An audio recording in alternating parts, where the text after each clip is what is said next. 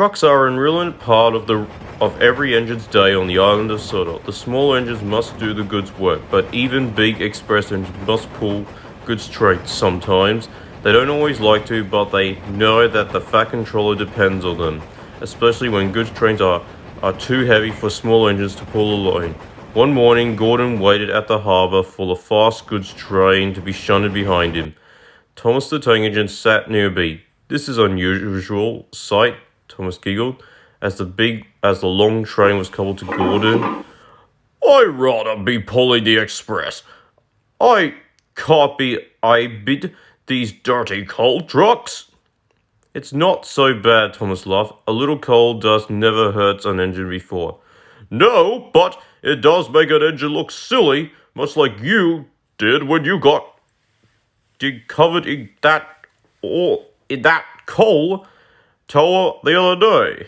Thomas scowled. He did not like to be reminded of the time that Percy pulled his empty trucks beyond the coal kettle, causing the coal to bellow out all over Thomas instead. "That wasn't my fault," Thomas pleaded. But your reaction disproves your point. Coal does hurt an engine's pride, that is." Before Thomas could restore, Gordon steamed away with his goods train in tow. "At least the trucks like me," sulked Thomas. "They groan when Gordon takes them out." As soon as Gordon was making his way down the main line towards the junction, he thundered through station after station. His wagons cluttered behind him. The other engines watched him as he flew by, gruffling at the sight. "Gordon must be miserable pulling those trucks," Percy said to Edward as Gordon passed by. Edward laughed. "You're right, Percy. If there's one thing that Gordon hates, it's trucks." Gordon, having passed through much of the busy and productive segments of the main lane entered by the vast Sodor countryside, all around him were rolling hills, vast plains, and farmhouses. The big engine began to smile. Though Gordon would never admit it, he secretly loved pulling goods trains down the main line. It gave him a chance to stretch his wheels, and when the trucks were not too troublesome, allowed him to have a little from hassle and bustle and noise of the express. Nothing like it, Gordon chuckled. The trucks sang with him. They liked Gordon.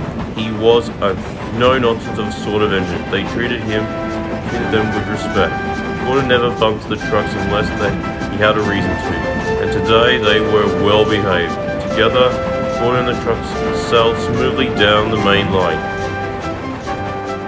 It was not long before they arrived. Gordon sat down the trucks and ran around, and he spoke quietly to them. "Remember not a word to Thomas," Gordon said. The truck sealed. "Right. We can't let him know how much you like pulling us." Thomas pulled into the station shortly thereafter. "Finally, I was beginning to think you'll never come," Thomas laughed. "Well, it was these blooded trucks holding me back. I can't side with them." He winked at the trucks. "It's okay, Gordon. You can go back to your express now. I'll take them from here. You need a wash down, but by the way, you're covered in coal dust." To complete his act, Gordon gave a snort puff away to the turntable. His driver and fireman all laughed hyperly at their joke. "You really do love pulling trucks, don't you, Gordon?" His driver smiled. Gordon sighed. "They make me feel young again."